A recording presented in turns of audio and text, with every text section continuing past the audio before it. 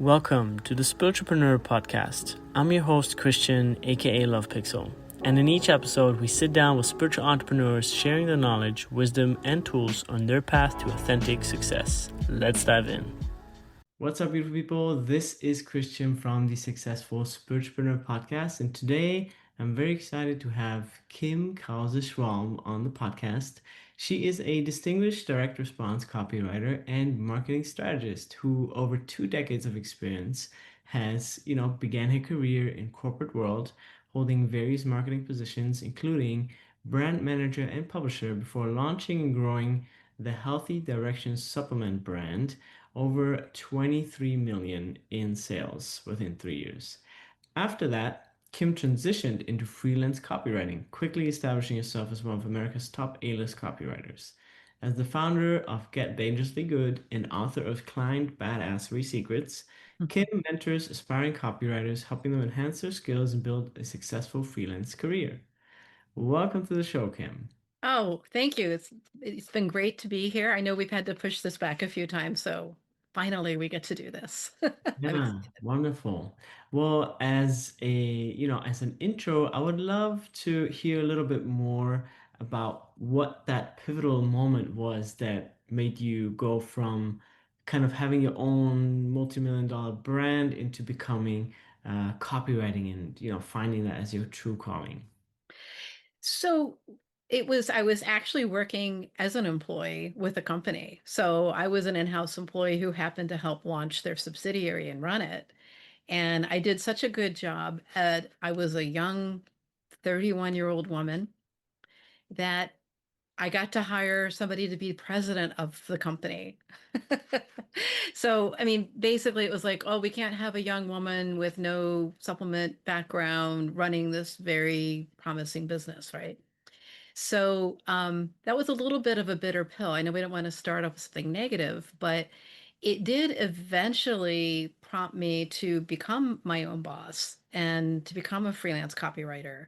I had a very successful career at the publishing company, and part of that was launching and running that business, which was really one of the best things I did in my career, just in terms of very fulfilling and fun and learning so many things. From there, I went on to some other roles with the company, but then I realized that I did have this gift, this natural ability to write advertising copy, and I enjoyed it.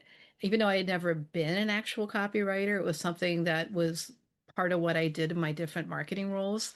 So I took the leap to become a freelance copywriter after I had my first child. I'd gone back to work and I was like, you know what? I need to just go for this, right? This would be the time. And it was tough because I left a very well-paying job, but almost right away I was able to increase my earnings and eventually get to the point that I was working maybe half as much as I was on my corporate marketing job and had a lot more flexibility, had a lot more income, and I was able to be there for my two kids, when we were raising them. Um, so there's kind of another part of that you really didn't get into with the intro. And I'm sure we'll talk more about it, in a little bit. But I've definitely transitioned a few other times beyond that to doing some other things, but I still have my hand in writing copy with select clients. Beautiful. And just to maybe highlight that what usually doesn't get highlighted, which I think is, the family, right? Because Oh, you had your freelance career, like where are your kids now? What like tell us maybe just a brief like, yeah, because of because all this time and attention and just like care that you could dedicate to your kids, you know, is because of, that career shift, So yeah, yeah. just a little breakdown. Yeah, this my kid became this is now theirs.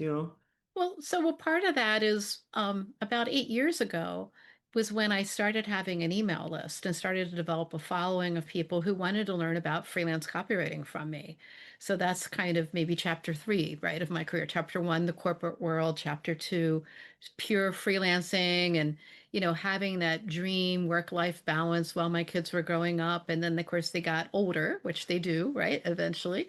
And then I had a little more time. So I started as sort of a side thing, having my email list. And what I really wanted to do is, you know, being a freelance copywriter had been really, really good for me in many ways. I mean, I'm not just talking just, financially, obviously allowed, a certain amount of comfort and travel and freedom, but it was mainly that quality of life, right?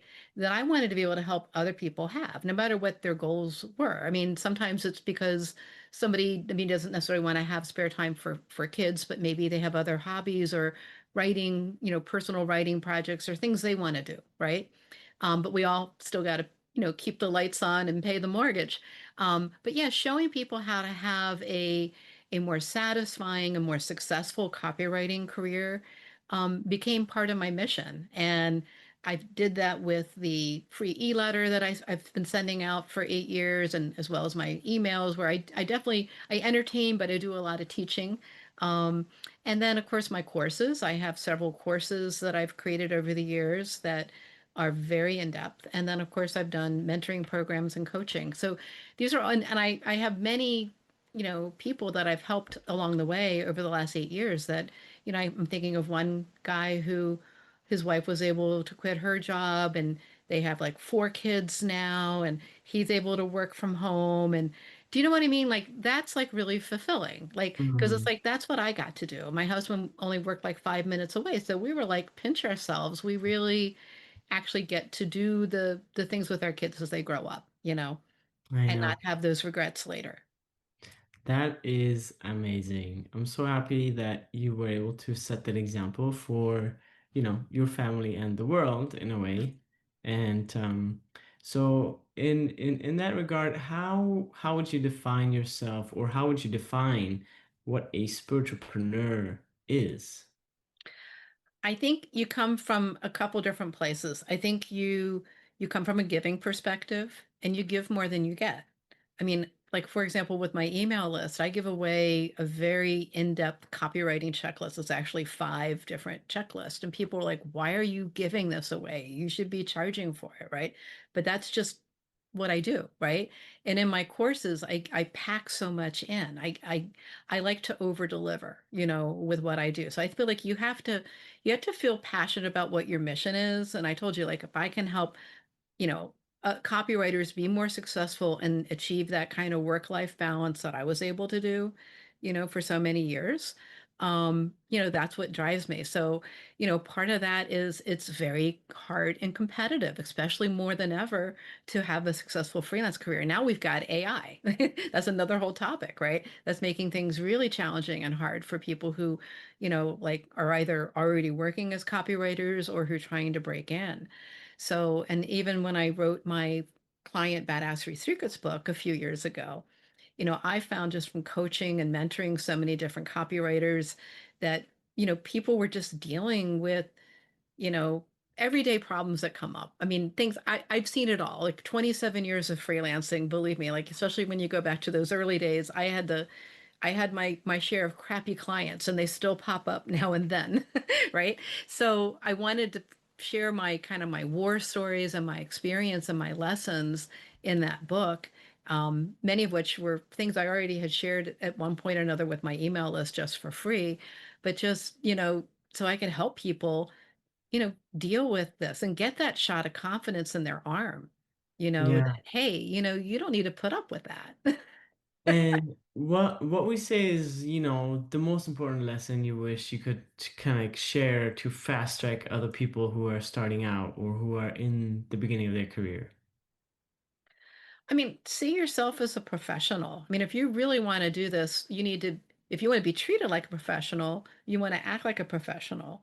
And so there's a couple of things. One is you dedicate yourself to doing your very, very best work, and you do whatever you need to do that, right? You're getting feedback maybe on your copy. You're constantly learning. You're studying other promos that are successful. You're constantly working on getting better at what you do.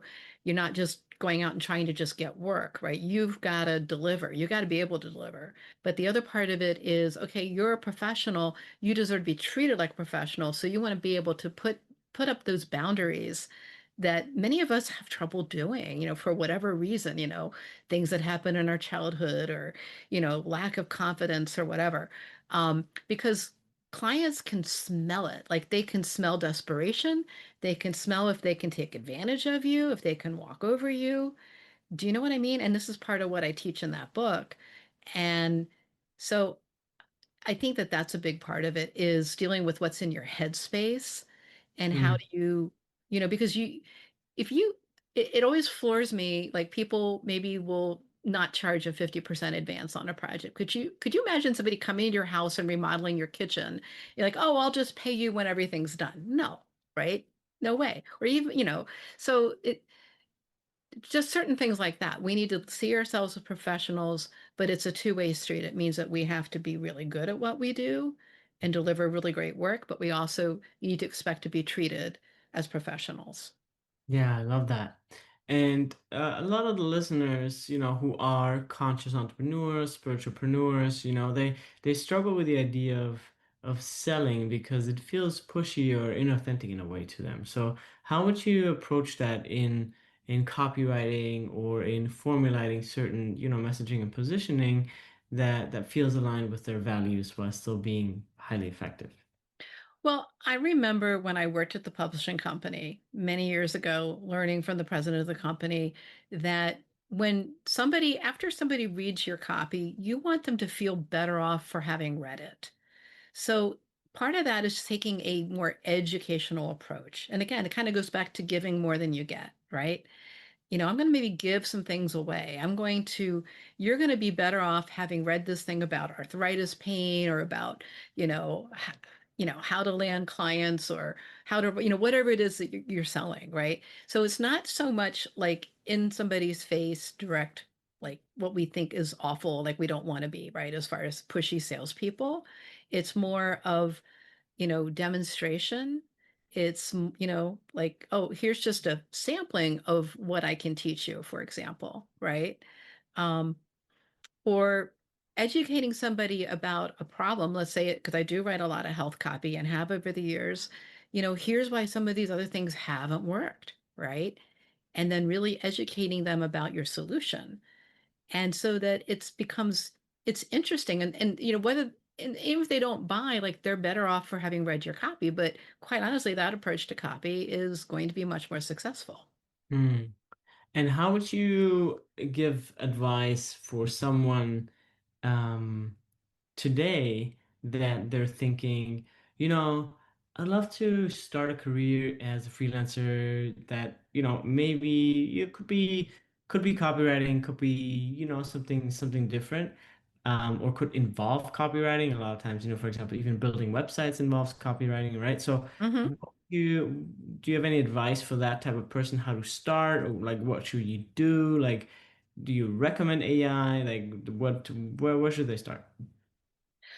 Okay, so I think you first off, you have to really understand all the fundamentals really well. You have to master that. Like you have to understand what makes good copy, what goes into a good headline. There's no shortcut to that.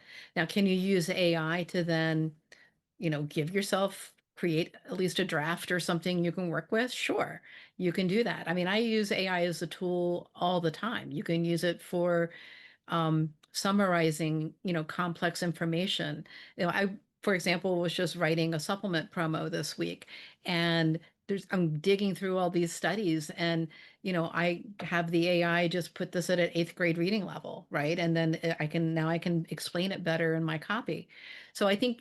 But you first have to have the fundamentals down. You also have to understand the bigger picture of how your copy is used. So let's say you specialize in Facebook ads, like you really have to understand, you know, the ins and out of Facebook advertising and just how, where is that in the marketing and selling process, like for, different companies, like how do they use it?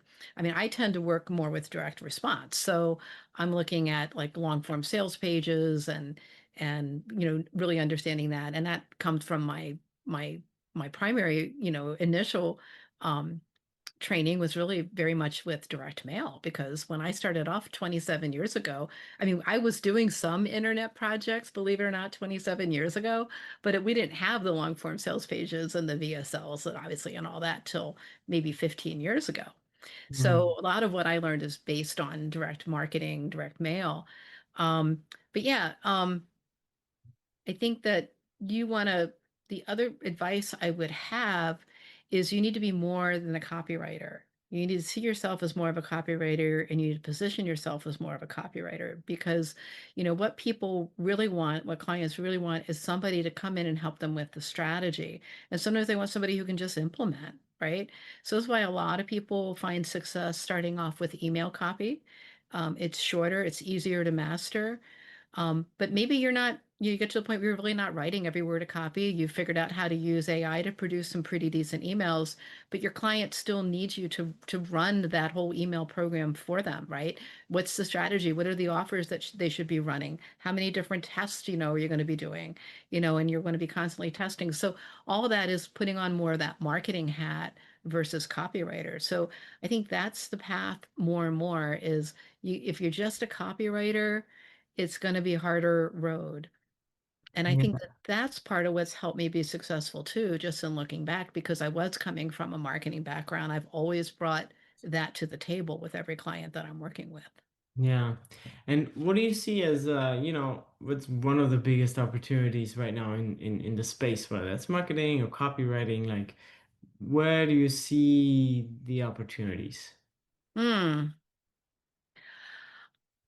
I mean, it kind of depends on where you are. I think a lot of people have something kind of unique that they really know well, and I think they should leverage that. Um, like, for example, I am actually putting my toe back in the water again a bit more with direct mail. Well, guess what? There's not that many people out there who really know direct mail, but more and more companies are starting to use it again or realizing, hey, this is a channel that's kind of going ignored. So, because I'm one of those veteran copywriters who, kind of learned the whole thing based on direct mail, like I was saying, I have a huge edge over somebody who's just trying to figure out what is this direct mail stuff, right? Um, but for someone who's just starting out, I mean, there are some people who really understand how to get leads on Instagram. I've actually recently I interviewed several people that are on my email list who are doing really well right now in the face of AI. And I may be putting these interviews together in some kind of program that people can learn just in terms of how to make themselves AI proof. Because unlike what a lot of people think, a lot of copywriters are actually able to charge more money. They're, you know, they're not having any issues in that department, and they're using AI. But so there's different ways you can differentiate yourself. Like one person has gotten really good at Instagram for lead generation, right? Um, Other people are specializing in voice, so it's kind of like because again, like AI, and there's tools that you can create bots, but some people are creating bots, but using voice and bots, or even people who go beyond that, it's like, I'm going to help create your whole brand identity. And now we're going to put that into all your emails. And again, they're going to help them with all their emails because a lot of businesses don't want to have to deal with that day to day. So I think it depends on finding some kind of way to differentiate yourself with some kind of unique knowledge or expertise that you have. Yeah. And when someone starts or is in that space as a small entrepreneur or spiritual entrepreneur or conscious entrepreneur, like what would you say is like one marketing principle or one copywriting principle that works well for small spiritual or small conscious entrepreneurs? Don't get lost in the sea of sameness. Don't be like everybody else. Be you.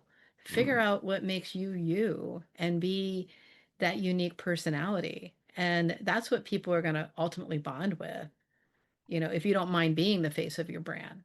Um, and most people don't. And if you're not the face of the brand, maybe it's a product-based, company. What is it that's really unique or superior that your product does? And just really focus on that, because again, we don't want to be in the sea of sameness and we don't want to be a commodity. Um, so Yeah, that's what I absolutely. would focus on. And then for someone who is currently, working a full-time job and is thinking about, branching out and starting their own freelance career, would you say like what would you say to them? I mean, obviously maybe not just become a copywriter, but what how can they position themselves? Well, I mean, again, look at where you're coming from with your background. Because a lot of people, if you're coming from one professional career and transitioning into copywriting, probably have some area of expertise. Like for me, I had helped launch and run a supplement business for 3 years. So I really knew supplement copy and Mhm. supplements in general and health and wellness.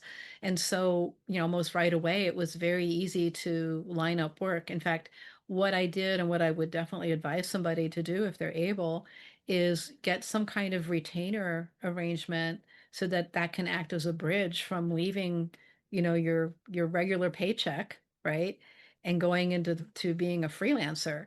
So back in 1998, when I first got into freelance copywriting, I was making $100,000 a year at my job, in $98. That was pretty good money. And I had gone back to work after having my first child. I had a full-time nanny, et cetera, et cetera. And luckily, I had a husband also who was employed, but we definitely needed my income too. And I was able to get a part-time marketing and copywriting role with a local supplement business, and it was only going to take half my time, but I was able to replace 90% of my income with that one gig. And so almost right away, I had room in my schedule to take on other clients, and I had people that were referred to me. And that's why the first year I actually made 50% more than my previous job. Mm. Um, and that retainer lasted 6 months, but it was just long enough for me to start to get other clients on board. And luckily, I worked my referral system, which is something else that I talk a lot about in my client Badassery Secrets book. You know, especially if you're coming from a previous career, you probably have a lot of different connections that you can say to people, "Hey, I'm a copywriter now. Here's what I do. Do you know anybody who could use my services?" Right? And I mean, I got so many referrals. Um, but yeah, so that acted as the bridge. And so I was able to keep my nanny. I was able to focus on being a copywriter, but also take breaks throughout the day and see my baby son. And it was just like, the best of all worlds. So Mm. um, yeah. So I would say try to find a retainer arrangement or line up some projects. The retainer is great because, especially something that's at least 6 months, that gives you some time. You don't have to worry or panic. You don't want to be in a position of taking on bad clients or undercharging and going through miserable, experiences. And we've all had them. But if you can steer clear of that, that's part of that is never being overly desperate or seeming overly desperate. Cool.